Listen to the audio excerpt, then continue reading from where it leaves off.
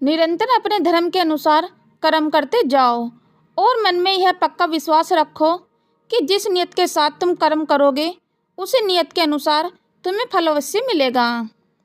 कर्म का यह अटल विधान है, इसमें कभी किसी के साथ अन्याय नहीं हो सकता। हे अर्जुन, प्राणी का कोई भी कर्म नष्ट नहीं होता। मनुष्य को अपने हर कर्म का फल अवश्य मिलता है। इस तरह से प्राणी के कर्मों के अनुसार उन कर्मों का फल हर मनुष्य के प्रारब्ध में लिख दिया जाता है। इसी कारण हर जन्म में मनुष्य अपने ही कर्मों के बंधन में बंध जाता है। इसी कर्म के बंधन में बंध जाने के कारण मनुष्य आवागमन अर्थात जन्म जन्मांतर के चक्र में फंसा रहता है और उसे मोक्ष प्राप्त नहीं हो पाता। मनुष्य अपने एक जन्म में जो कर्म करता है उन कर्मों के फल के रूप में पाप और पुण्य दोनों ही होते हैं। कभी पाप अधिक होते हैं तो कभी पुण्य। दोनों का दुख सुख भोगते हुए मनुष्य अपने नए जीवन में जो कर्म करता है उसी का हिसाब पाप पुण्य के खाते में नए सिरे से लिख दिया जाता है। इस तरह इन नए कर्मों को भोगने के लिए एक और नया जन्म लेता है और जन्म जन्मांतर का यह सिलसिला लगातार चलता रहता है और मनुष्य की आत्मा का अपने परमात्मा से मिलन नहीं होता, जिसे मोक्ष कहते हैं। कोई भी मनुष्य अकर्मण्य नहीं हो सकता।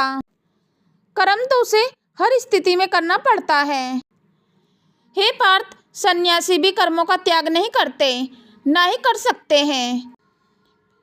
मैंने पहले ही कहा था कि सन्यासी भी कर्म करते हैं।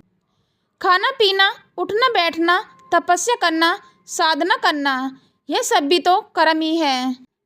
कर्म से कोई कैसे मुक्त हो सकता है? हे पार्थ, इसका तरीका यह है कि मनुष्य फल की इच्छा त्याग कर्म को अपना धर्म समझकर करे, परंतु इस फल का वो विधान की इच्छा समझकर स्वीकार करे।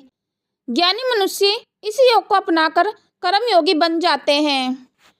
उर्वशी के कारण तुम विचलित नहीं हुए थे, परंतु आज कैसे विचलित हो गए?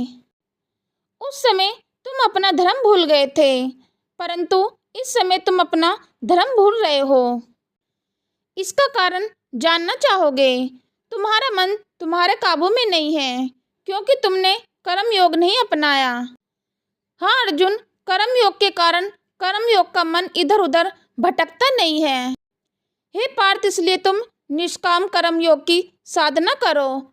और निष्काम कर्म योग की सबसे बड़ी विशेषता यह है कि तुम कर्म करते हुए भी कर्म के बंधनों में बंध नहीं जाओगे।